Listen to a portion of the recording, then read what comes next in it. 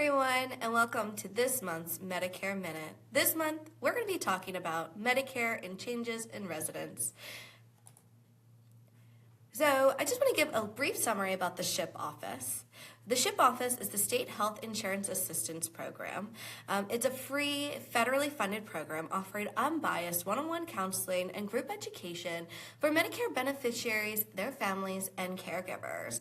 My name's Allison and I'm the manager of the Baltimore County SHIP office. I want to make sure you have our contact if you ever need us. Our number is 410-887-2059, or you can reach us by email at medicareinformation@baltimorecountymd.gov.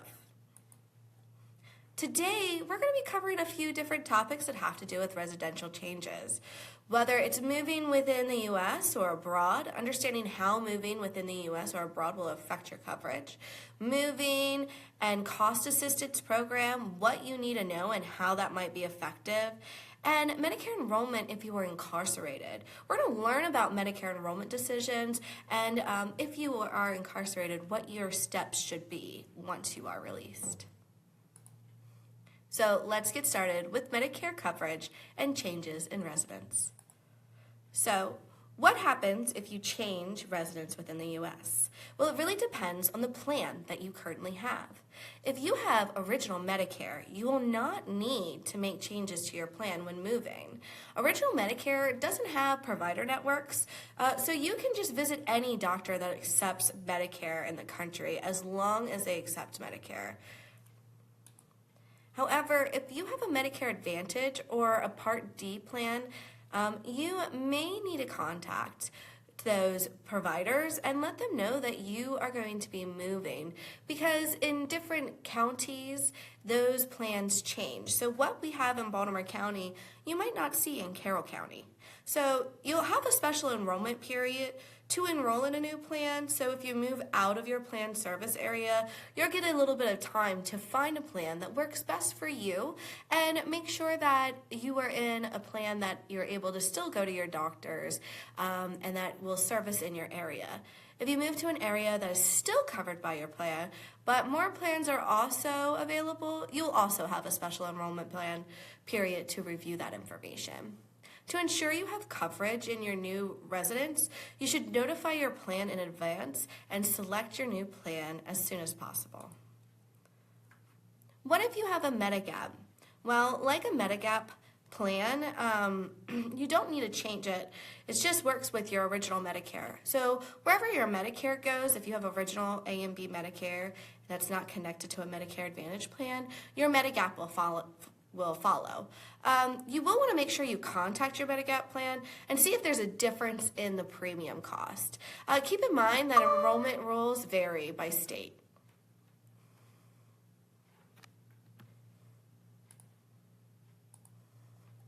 What if you move abroad? Well, Medicare typically does not cover medical costs if you live abroad. We're seeing this more and more nowadays where people are choosing to move out of the country. It's encouraged that if you're age 65 or older and you qualify for Medicare, that you remain enrolled for Medicare, especially if you intend to return to the United States. If you don't, then you may face a penalty, and that's really where it gets quite sticky. So if you want to keep on with your Part A, which is often free for those that have worked those 40 quarters or equivalent to 10 years, that's easy. But really what it comes down to is people deciding to keep that Part B plan. Like I said, if you move back to the U.S. and you didn't take up your Part B plan, then you may face a penalty. So often it's best to maintain the Part B coverage and pay that monthly Part B premium. In 2026, that's $202.90. If you do not enroll in or keep your Part B, you may have a late enrollment penalty and a gap coverage when you return to the U.S. What to do when you move. Whether you have original Medicare or a Medicare Advantage plan, you should always contact the Social Security Administration to update your information. You can visit www.ssa.gov or call 800-772-1213 or visit a local SS office to update your permanent address. you should contact your Medicare Advantage plan or your standalone Part D plan to update your information as well. So, what happens if you're currently receiving assistance? So these are like the Medicare Savings Program.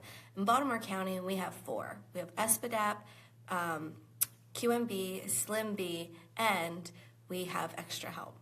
So what happens if you move? Well, if you move and you're staying within the state, often things don't change so much, but it's when you move out of the state that you're going to see changes come down the line. So that's what we need to pay attention to.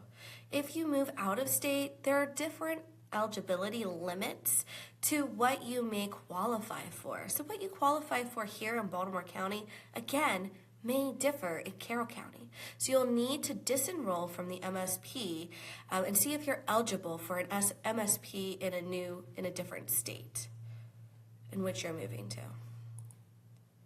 What happens if you're Extra Help when you move? Well, whether you are moving within the state or moving to a new state, Extra Help benefits will not be affected.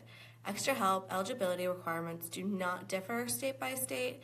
However, keep in mind that if you are automatically enrolled in Extra Help because of a Medicaid, because your income was very low, or because of another Medicare savings program, and you lose that Medicaid coverage or your MSP due to a move to a different state, you will need to actively enroll in Extra Help once you move back to your new state location. So if you're incarcerated and you're currently just getting out now, there's a lot that's on your plate, trying to figure out what your plan is. And it differs from if you were 65 going into incarceration or if you were incarcerated and turned 65 while you were still there. So let's dive into that a little bit. So what happens to Medicare coverage if you were incarcerated? If you had Medicare before your arrest, you will remain eligible for the program while you are incarcerated as long as you continue to pay your Medicare premiums. So if you decide to not pay your premiums, then you're going to be dropped from the plan. Keep in mind, Medicare generally will not pay for your medical care while you're incarcerated. Your correctional facility will provide and pay for all of your care while you're there. Once you are released, Medicare will resume coverage if you remained enrolled. So it's really important to continue to be paying those premiums while you're in the facility, even though they are not covering your care. If you're released after January 1st of 2023 and you missed the enrollment period, so you turned 65 while you were incarcerated, you're eligible for a special enrollment period for your Part A and Part B. The special enrollment period starts when you are released from incarceration and ends the last day of the 12th month after release. So you have about a full year to enlist into a Medicare plan during that special enrollment period. The special enrollment period requires showing that you did not enroll or enrolled in Medicare during an applicable enrollment period during your incarceration.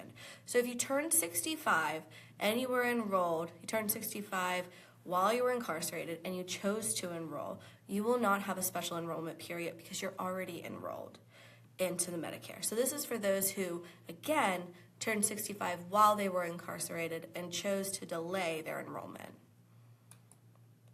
So, take action, everybody. Contact your Social Security Administration and your Medicare Advantage or your Part D plan to notify that you are going to be moving soon.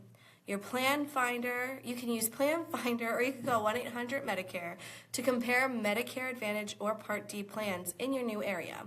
And then contact your state health insurance assistance program, whether that's here in Maryland or if you're moving to Florida, for example. We have lots of snowbirds that do that.